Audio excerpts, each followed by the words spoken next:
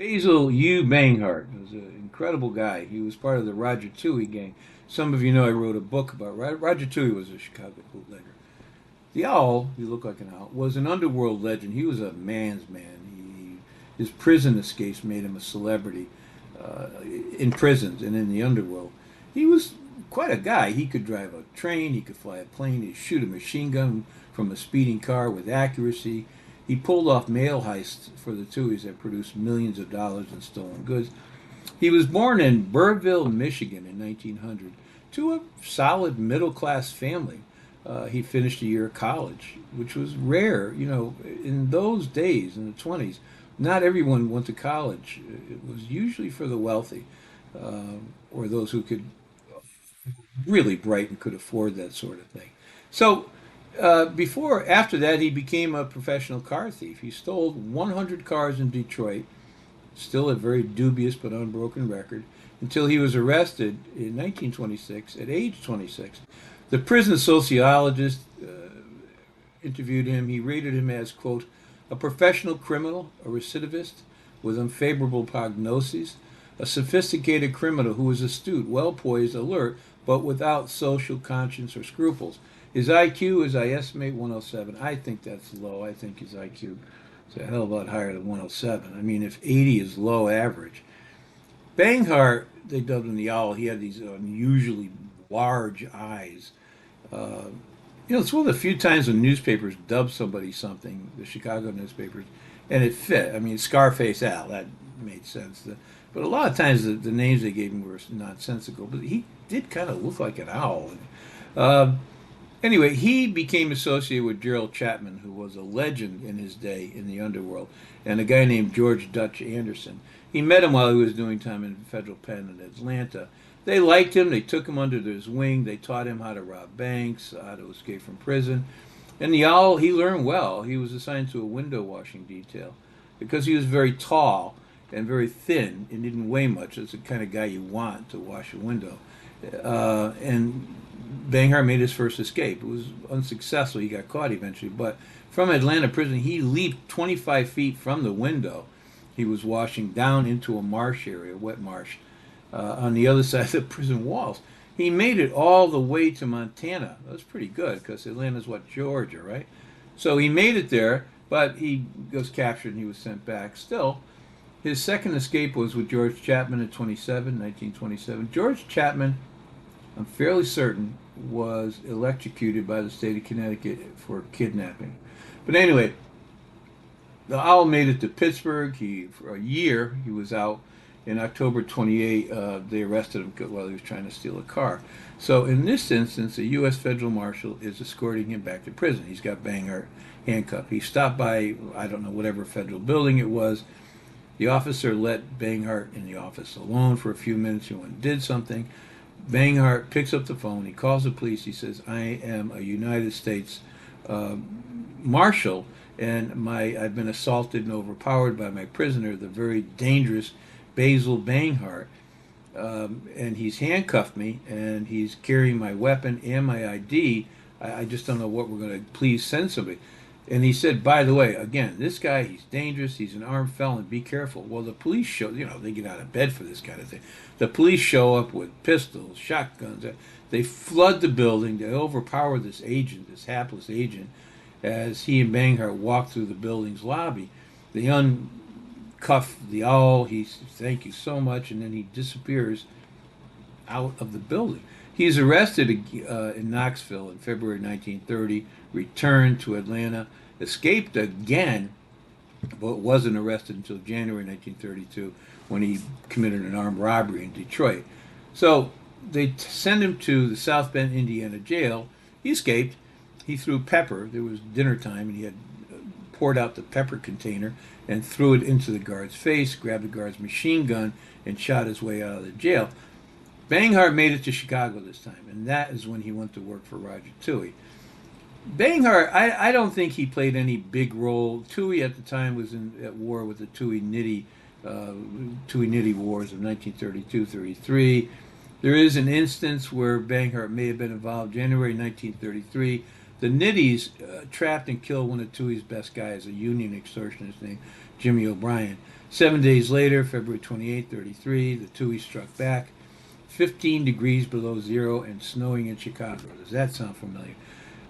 2 feet of snow on the ground. A dark colored sedan pulled up next to the garage nightclub where Jimmy O'Brien had been killed. It was a pool hall, aside from being a speakeasy.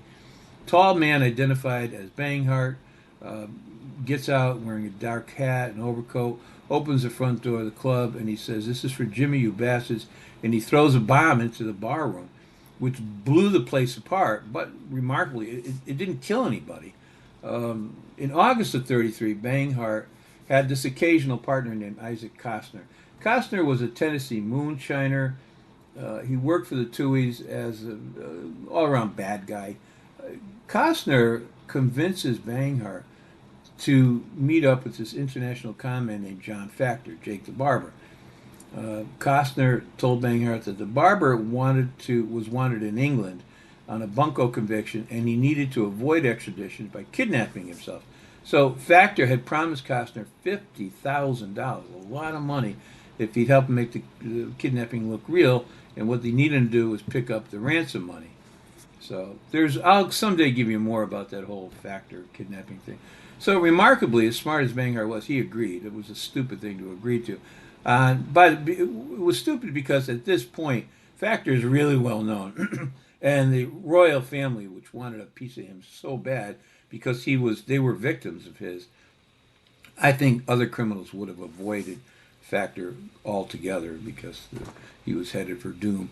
Anyway, on August 17, 1933, Banghart and this guy, Ice Wagon Connors, who worked for Touhy, was an all-around bad guy. Connors later ended up dead, hanging on a fence in the countryside. Nobody knows why. I'm pretty sure the Touhys killed him, but I don't know why they killed him.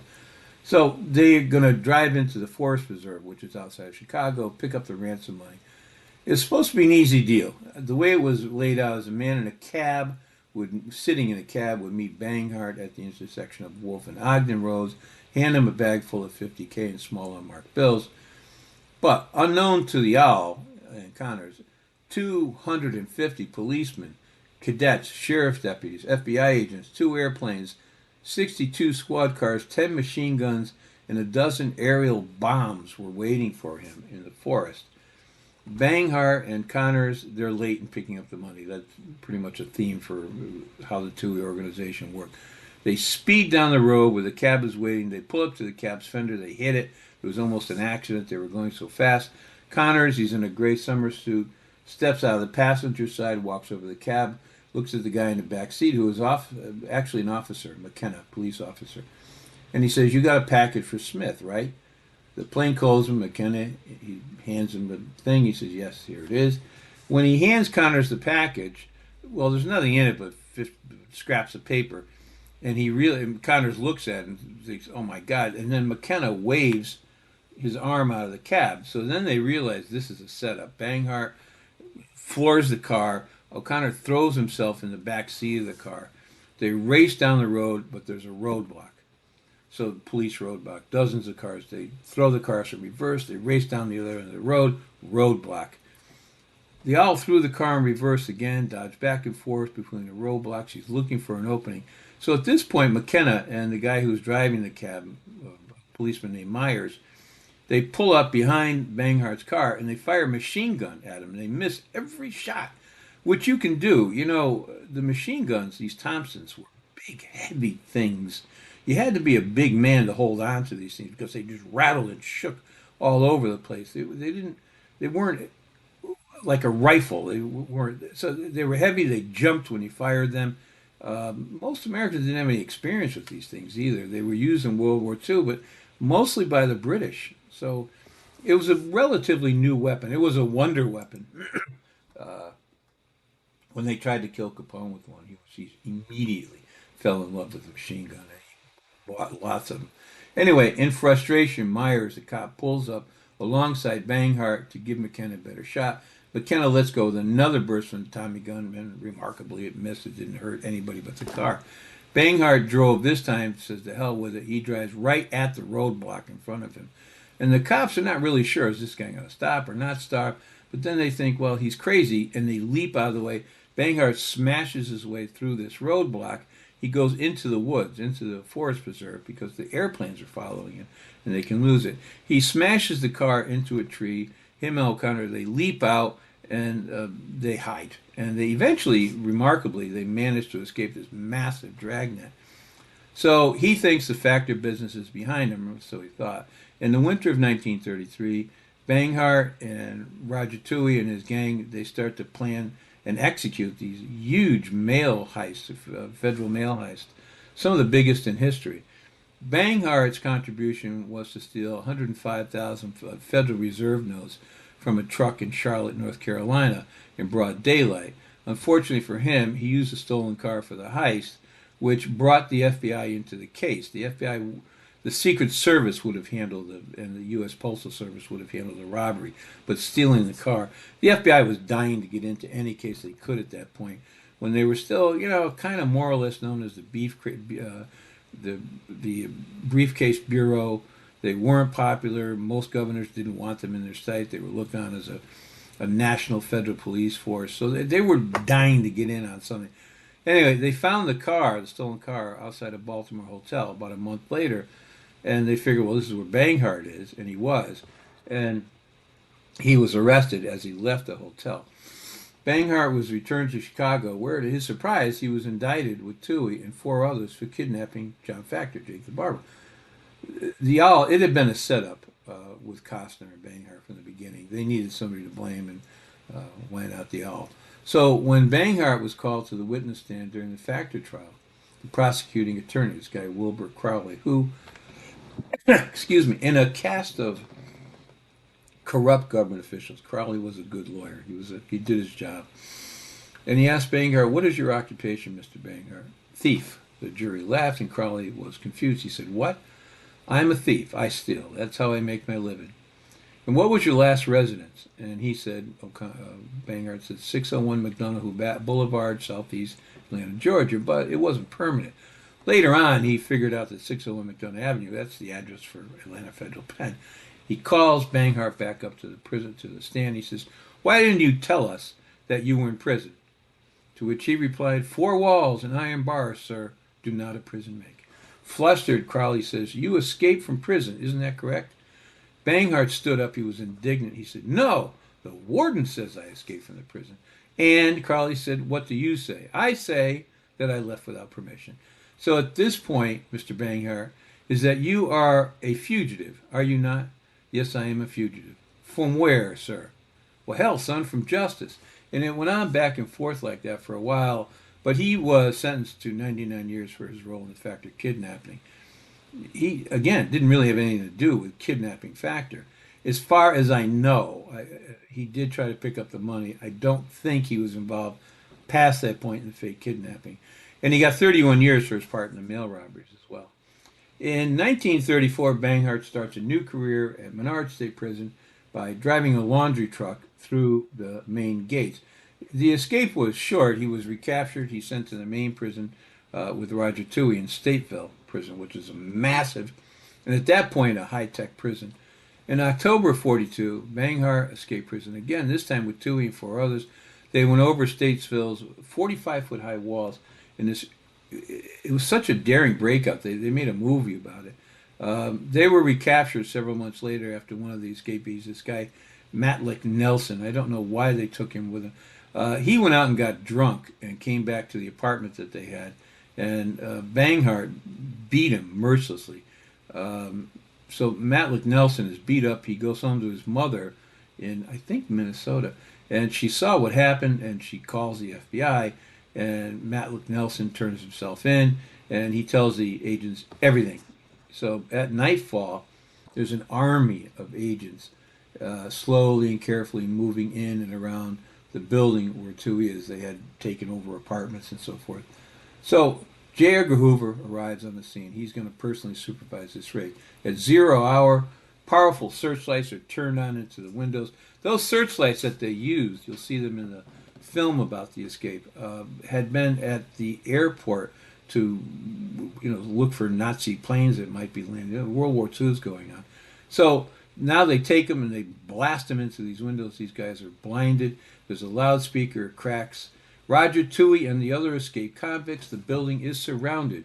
We are about to throw tear gas in the building. Surrender now and you will not be killed. Banghart, they could hear them talking. Banghart and Touhy are debating. Banghart says, well, let's shoot our way out of here. We've got a chance. And then that went back and forth for 10 minutes. And then finally Banghart says, well, all right, we're coming out. The cop says, then come out backward with your hands in the air. Banghart, you come out first. So Banghart comes out. They had been sleeping. It was late at night. Comes out. He's only got his pants on.